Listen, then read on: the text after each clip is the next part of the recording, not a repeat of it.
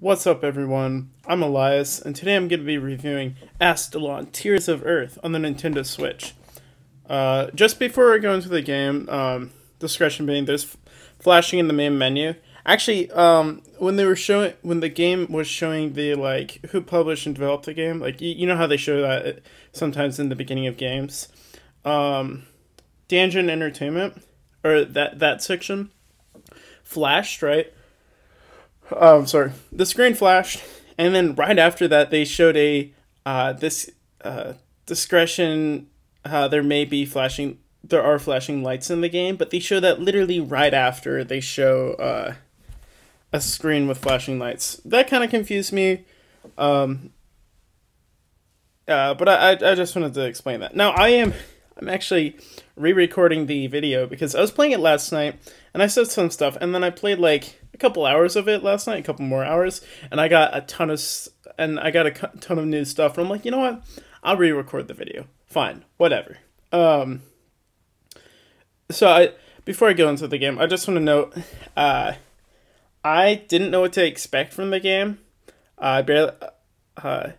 Somebody PR for it was asking for content creators, and I barely saw the trailer. I saw the trailer. I knew nothing about this game before. I'm like, fine, I'll take up the offer. I'll play the game, and I was surprised with the results. So let's get into the game with this fantastic music. The music in this game is amazing. I just want to say that right now, and I really like music in games. Really show the amount of hours I put into games really reflects, the music in games most of the time reflects how many hours I put into games.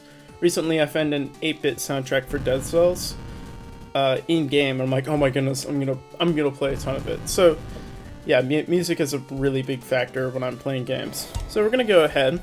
I'm gonna show you the secrets. Secrets are more like you gotta complete achievements, and there's secrets. So if you unlock anything around locked things, then they'll show how you can unlock this stuff. I have this bestiary. So what I really like about this, and it was boring at the end. I'm gonna explain. It was boring at the end because it shows a kill goal, right? And if you kill that many of those enemies, then it'll log like lore or whatever into the book. So I killed 30 of these snakes. But then at the end of the game, when I'm just grinding down, finding a bunch of these enemies, it was kind of boring. Like this guy. Wait, that's a good example. Oh, that one was a little bit hard to get. Like some of the characters, I just had to go back and forth between rooms to make enemies respawn. But I completed the whole thing, and there's a ton of enemies. Wait, let me just go all the way down. Enemies. Actually, I can just skip through it. Then we got mini bosses, and then we got bosses. 6 big bosses. Okay, so if we go back, there's also character portraits, which I have turned off because they're just like the not so detailed portraits. Monster mode, so if you complete the bestiary 100%, you get a new campaign, and you can play as this purple gorgon monster, which I'll show. If you complete the game in true mode, or whatever, then you get to play the game as the Black Knight, or the enemy you fight like 2 or 3 times throughout the game. You also unlock boss rush mode. I don't know how you unlock that actually. It just unlocked at the same time I unlocked the Black Knight campaign. And then I have to complete monster mode and the Black Knight to unlock these two. And if I complete both of them, so basically unlocking everything, I get the bottom thing. 2 cutscenes, so there's actually 2 different endings. Statistics. Oh my gosh, I played this game for 18 hours.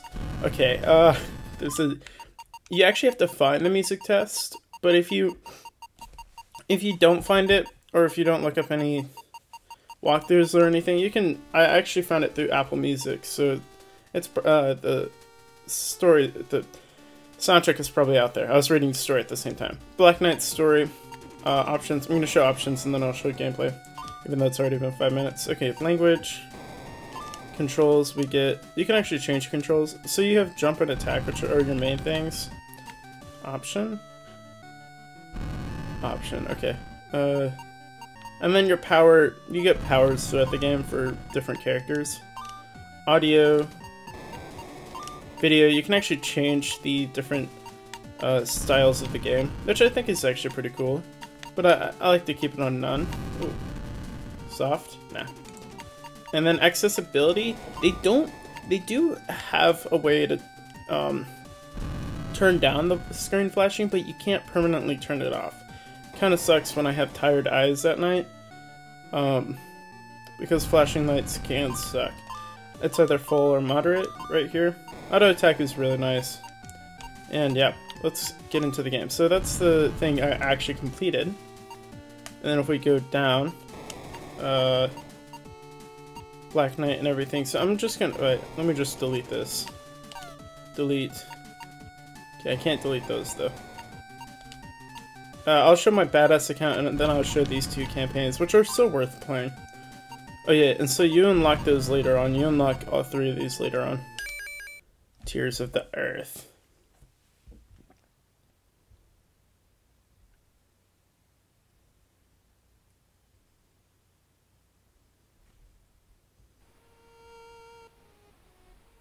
Okay, so the story's about these people who go into this castle to stop some corruption or whatever.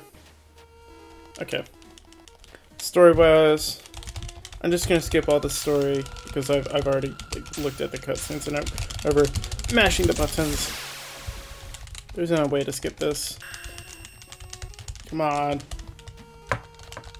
Come on. Just button mashing the Pro controller right here. Come on, come on! Okay. Okay, so in this game, you play as 3 different characters. Actually, I should probably explain what's on the screen. So in the top right of the screen, you see keys. White keys, you don't find, so the blue keys you find the most often.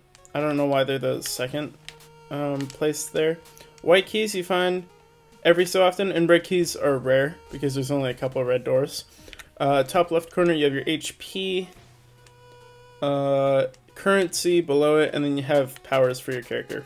So I'm just going to show the tutorial part of the game, even though I've done this like multiple times recording wise. Okay, so here at campfires, so on the map you can see there are red boxes. You can save the game, okay? That doesn't fully replenish your health. But you can switch characters here. This campaign, so the main storyline, or the whole game is basically a NES, Metroidvania, Castlevania-like roguelike. Okay, that was just a bunch of jumble of words there. But I can explain. I can just explain. So, NES-wise, I mean, it just purely reminds me of an NES game. Even though I didn't really play NES games, it just feels like an NES game. Even though you have to use A, B, X, and Y. It'd be an SNES, but I like to say NES so people can actually picture that in their mind. I say Metroidvania because, actually I'll show you. The characters are able to unlock different paths. So this ball here will unlock, those Dragon Ball statues there on the wall. And then the archer, which I'll show you in a sec, can actually jump on walls, but not like jump, take a second jump in midair, but like jump, take a second jump on walls. And then you have to use their powers to get through maps, but you can only switch through here, unless you have the bell, which I'll show you on my badass account in a moment, after I finish. So as you can see, I could do like this double jump right there, but I can't do it in air. And it's not like I have to press it. I can actually hold the jump button and it'll do it right there. Okay, and then it'll start that. There's an elevator at the top. It's gonna get to some gameplay. So we're gonna go over here. Wait, does this make me take damage? Nope. Kind of thought it would for a second. So this actually gets you currency or whatever. Oh, that's what I was gonna explain. Okay, so and then Castlevania, I would say Castlevania because just the style. Even though Castlevania is a linear game, and I thought it was Castlevania Metroidvanias were the same thing, but I guess Castlevania is just a linear game, I guess. Anyways, you have to use the 3 different characters throughout the game. Elevators are pretty good if you can find them throughout the game. Okay, if we go over here, oh yeah, I love this music. Okay, there's a white key. So the reason I say Metroidvania is so you see that button up there?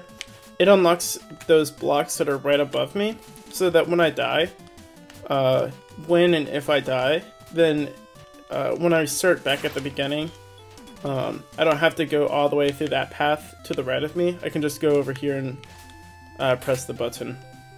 Or not press the button, go past what I already pressed. So that's the tutorial part of it. I'm not going to save it because I don't feel like it. I'm going to show you my badass account. Okay. So I'm going to show you this one first. And you can also unlock two other characters in the game. A treasurer and then a guy who basically looks like Simon Belmont. Not looks like him, but like references him. I'll show you. So he has a whip, and then you can also get an axe for him. So of course, Simon Belmont from Castlevania. Treasurer, and then the treasurer also gets blocks. I got a power for him where if you spend 5 health, you can throw blocks on the ground, and they actually help you. I actually found a couple ways to. I bugged out the game with the block sometimes, or not sometimes. Oh, one time when I was recording, I actually bugged it out. It was pretty funny. Can I? No. Okay. Anyways, and then you also. Oh yeah, dash move. I love the dash move. And then he also gets a mirror reflection. Dash move. He can also put out flames. He has a bit bigger projectile, and he can also float. And then for the archer, she has a thing where when she hits walls, if there's a witch head there, she can activate witch heads.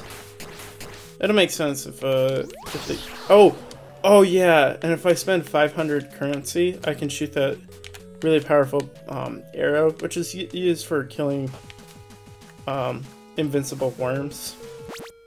Okay, so here's what the map looks like. I 100%ed it. So, oh man, so when I recorded it last night, I found 2 other circles. So there's, if there's glowing dots in boxes, it means there's an item in that room. So the game bugged out, and I've found a couple bugs in this game. Whatever, it doesn't make it not be a game of the year for me. But I found some bugs, and I think one of them was I only was able to see 2 dots, but when I opened it back up yesterday, there were 4 flashing dots. So I was able to get a key that allowed me to get down here, get the Simon Belmont character, and travel throughout there, 100% the map, go all the way to the top, beat the boss again, and then get the Black Knight mode. And I also was able to go through the Serpent Path and stuff. So I'll explain the different areas. Man, there's a lot to talk about with the game. So the light blue area in the middle there is called the Gorgon Tomb. That's like a normal tower setting area. This yellow area is like a clock tower. Oh yeah, all the red boxes and cyan boxes are red is campfires and cyan is elevators. And elevators are really nice. Purple is the Hall of Phantoms. Think of it like a haunted mansion. Cathedral is a golden cathedral tower. Kind of reminds me of the Jump King, that game, if anybody's played that. Cyclops Den is like a dungeon. The purple area is more like corrupt, bloody area. Orange is fire, this volcanic fire area. This dark red, which sucks because the screen goes slowly flashes dark and back, and you can only see the silhouettes of like all the blocks and characters and enemies. That was the worst area in the game, but it's necessary to actually go through it to get to the boss at the top here, right next to that cyan block at the top. And then the apex is how you get to the final boss. And then down here, Catacombs, which is my most favorite area in the game because it is like this water-themed masterpiece. It has really good music. I'll show that in a moment. And then Tower Roots, which is just this area that's a Castlevania reference or something. Oh, and then actually there's this, the most farthest part, the like rooms above the word Catacombs, there's actually a secret Easter egg over there that I found through a map. It's actually pretty cool, if anybody wants to look through that someday. Okay, what am I going to show with this? Okay, oh, I already broke that. There's typically these, green candlelit, orbs, and if you think about it, like, if anybody's played Shovel Knight, in Shovel Knight you can break checkpoints and get gems from them. These aren't checkpoints, but think of it like that, where you can break them, but you get health points instead. Oh yeah, and I had to activate that ball to actually get these stairs. I'm gonna find an elevator quickly, because I'm gonna show the aqua area. And I also have something turned on, but it's a little bit hard to get. It allows me to heal one. And I need to actually try to die to show an area, but to show the roguelikeness of the game. Okay, we're gonna go down to the water area. Okay, this has really good music. You'll hear it in just a second. Oh yeah. This reminds me of Shovel Knight. I don't know why, it just does. So if we go over here, I'm gonna find the campsite down here, and then I'll show you some other game campaigns. Okay. I'm gonna get to that bottom campsite right there. Oh yeah, I have a thing where she can infinitely jump on the wall. Normally, she can only jump once. And I really like his dash move. I feel like I can get some really cool parkour moves in it. Like, it's one of the most maneuverable items you get in the game. One of the nicest, too. Warrior is probably my most favorite character in the game, just because of that. Oh yeah, you can only kill ghosts as the mage. Just an FYI, because I didn't learn that until like really late in the game. If we go down here, there's slimes in the water, but they're gonna attack me, whatever. Go down here. I'm gonna die. I need to die to the spikes. There's the least amount of defense on right now. Okay, there we go. My health is going down. Goodbye, health. As you can see, I had a ton of health in the corner there. Okay, I should die in about one hit. There we go. There we go. So, the reason I call this a roguelike, I really like roguelike games. Risk of Rain 2, Dead Cells, Has Been Heroes, Enter the Gungeon, you name it. When you die, you can buy upgrades for your characters. So you can increase strength, defense, attack speed, and then you get 3 specials for each character, right? Over here, and over here and whatnot. Then you can also buy upgrades that I'm not sure what they actually do. Oh yeah. More damage, more crit, critical hits, more invincibility, more health, etc. Oh, yeah, what do I have all the way down here? Oh, yeah, and you also have to buy lore for the game. A ton of stuff, and that's what I like about the game. And then you actually restart from the beginning here, and that's where the roguelikeness comes in. It doesn't actually get rid of your map, but that's why you have to unlock. That's why I call it a Metroidvania, because you have to unlock different paths. Wait, let me get. What do you mean I can't switch characters? Oh, I think I just bugged out the game. No way. No way. Okay, so maybe I bugged out the game. Once again. I can't make it so I can switch my characters. Because I got this cool bell where I can switch outside of the camp. No, it's my X. Wait. My X button isn't working. Wait, I'm pulling out a different Pro Controller. Either the game is glitching or that's my controller. Okay, low battery. No, it's the game. What? Okay, I found another bug. This game, I found plenty of bugs in. That doesn't make me hate the game. It just, I found bugs in it. It's oh my gosh. Like, there's one part in the cathedral where I needed to pick something up as a treasure, right?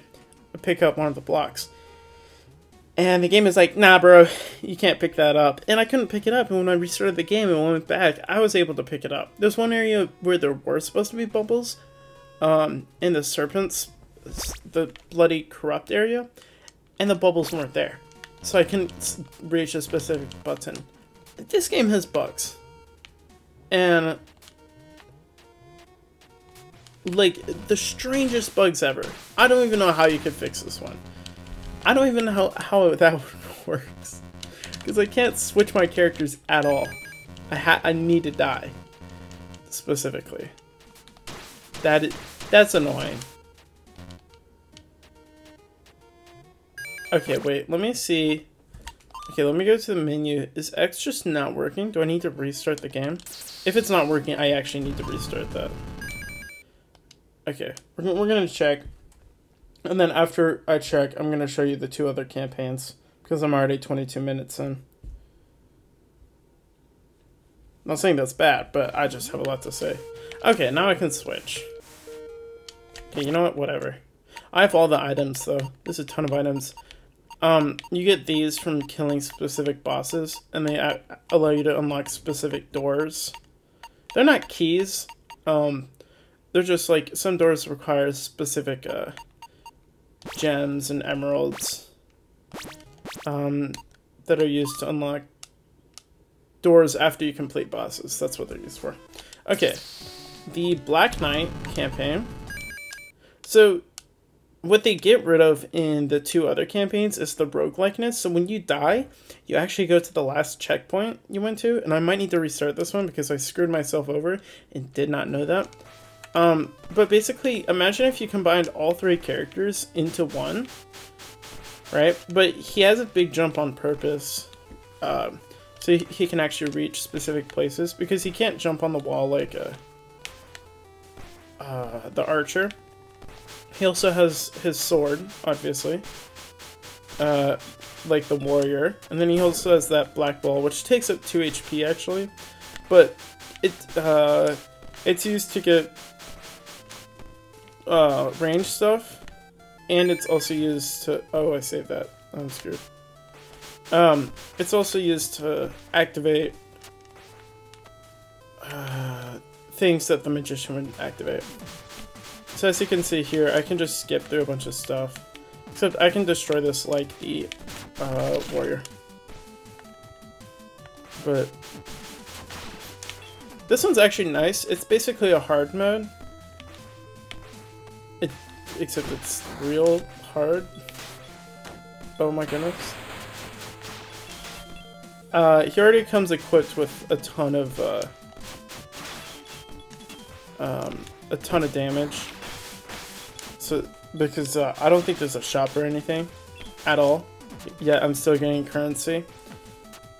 Is there anything else? Oh yeah, I also get I get the spiked ball automatically, and I also get it with the other character because they allow you to. You only get the spike ball. You can use it with the Castlevania character. I'm trying to find blocks to destroy. Blocks? No blocks? Blocks? It's basically used to get past some stuff. Oh, and then I died. Whoopsie daisy. Pulls out some music, and we're gonna exit that. The campaign I was actually working with a ton last night was the Gargoyle. Goblin dude. And I'm like, I'm almost like halfway through the game, and I'm only less than an hour in. That's really funny. But there's a slight bit of boringness with it because it's not like they think of it like how do I explain this? Think of it like if they took the Shovel Knight campaign, right? If anybody just played Shovel Knight, you might understand this. You take the Shovel Knight campaign, and then instead of adding new stuff and everything, you just add a new character and maybe their attack stuff, and we're gonna call that Plague Knight. Okay, that's basically that with this stuff. Except with this, they don't change anything with the maps or anything. They barely do. So all the places that the Metroidvania part about it is they kind of get rid of that, and just combine it into one character so you can, I guess, speedrun the game with this character. Maybe that's what this character is used for. But yeah, think of it like this character is Plague Knight, and he's just going through the main thing. But what I do like about it is that they take the map and they built it for not only the main core campaign, but they make it playable with this character and the Black Knight. With all the... Because I also get a spike ball here. These items are actually useless. I just wanted to get them. But spike ball here, I can break through specific blocks, which is actually really nice. I also can't use the elevator as this character. Okay, so I'll show you a boss. This is the second boss. So at first it's a head, and then it turns into this like monster beast. So I can actually hold A, but I get infinite flight, which is really fun. Oh, gosh dang it. I get infinite flight. But the thing is, the only way I heal is if the only way I heal is by getting meat from enemies. And it rarely drops from enemies. Which sucks, but whatever.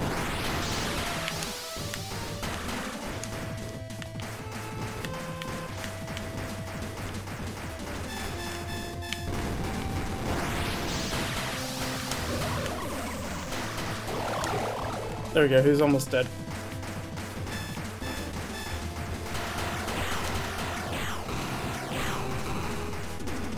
Okay, he's almost done.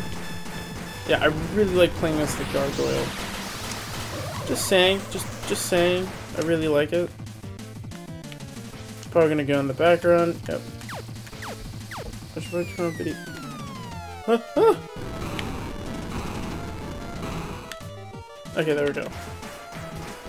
I'm gonna kill. There we go. I killed the boss.